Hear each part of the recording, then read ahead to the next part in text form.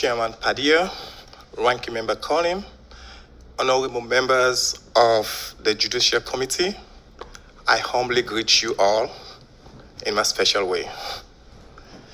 And I want to thank you for holding this crucial and timely hearing. My name is Dauda Sesay. My wife, daughter, and I came to the United States as a refugee from Sierra Leone in 2009. I am deeply honored for the opportunity to testify before this subcommittee because one of my personal connection to the Refugee Resettlement Program, and to express my gratitude to my fellow Americans for welcoming me and others like me to this country. In the 1990s, my country, Sierra Leone, was violently attacked in one of the bloodiest civil wars that resulted in over 70,000 people being killed and almost 2.5 million people displaced. That war was defined by widespread atrocities, including amputations, child soldiers, pregnant women undergoing brutal stillbirths, family bonds alive, including mine. So many children like me had to endure these atrocities. At a young age, I had an aspirations and dreams to study medicine and become a gynecologist or a pediatrician because my country at that time had the highest and continue to have the highest infant mortality rates. But all my aspirational goals were shattered. At the age of 16, I was forced to leave everything behind after armed rebels attacked my hometown. On that day after school, I remembered playing with my friends outside my father's work complex, waiting for our parents when armed rebels attacked. There were gunshots everywhere. Armed men stormed the complex, capturing 9 of us. They placed us in line for our hands to be chopped off. Using the slogan, "Do you want long sleeve?" That means your hands will be cut here. "Do you want short sleeve?" Hands will be cut here.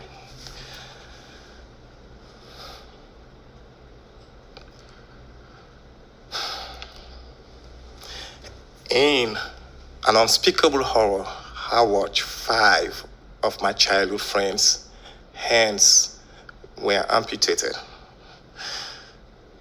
A portion of my hands were almost cut off, and I got shot in my leg. In the midst of that, my dad came out pleading for our release. But sadly and painfully, he was killed.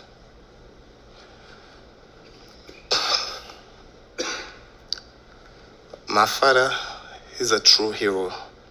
He died in front of me and my friends, and he gave his life to protect us and what was left for our community.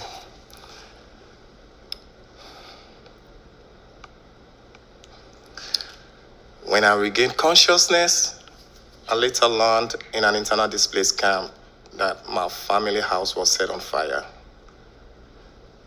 with my mom, siblings, and other relatives inside. My mom survived, but horrifically, my 7-year-old sister, an innocent baby, was burnt alive.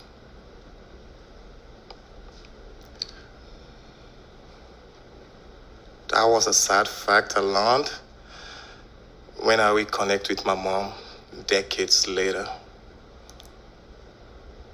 And I remember during one of my conversations with my mom,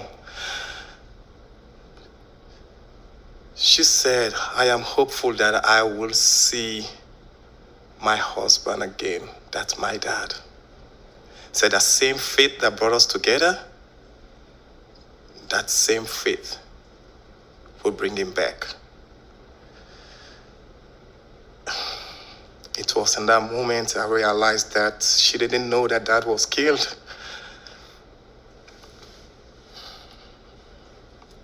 I had to tell her the breaking news, the heartbreaking news.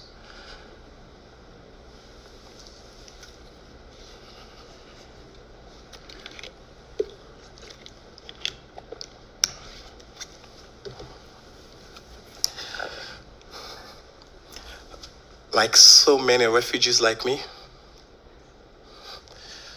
I would have preferred to stay or remain in my homeland.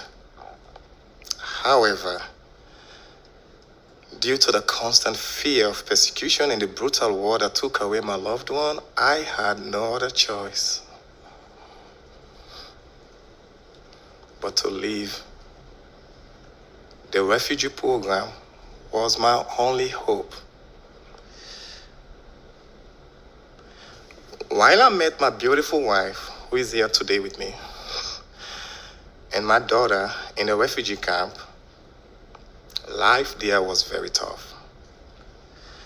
We lived in a plastic tent, crowded in one big space with no privacy or sense of dignity. As one of the fortunate refugees considered for resettlement, we had to undergo many background checks, and I spent almost 10 years in the refugee camp, even with my medical conditions, before I was finally resettled in Baton Rouge.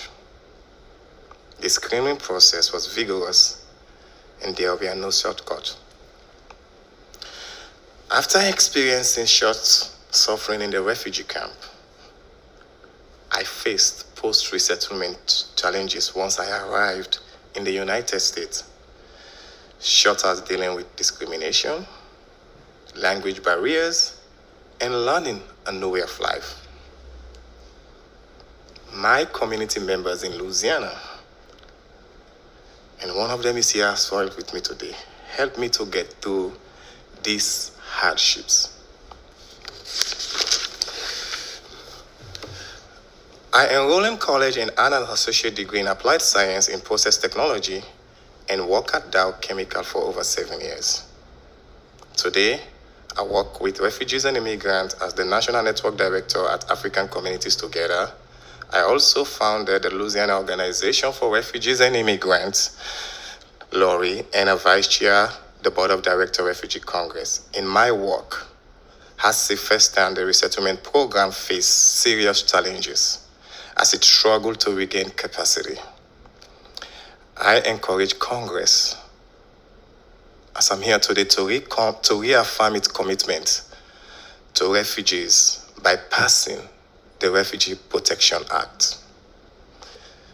As someone who knows firsthand the horror that causes individuals to flee and the sense of hope that finding home brings, I am compelled to share my experience to you all today so that I can help Congress make an informed decision and ask you to help restore and strengthen this life-saving resettlement program. A program I came through to help me be part of the fabric of these great nations. Thank you again for your time and consideration. God bless you all. Thank you. Thank you for sharing your powerful story. Now turn to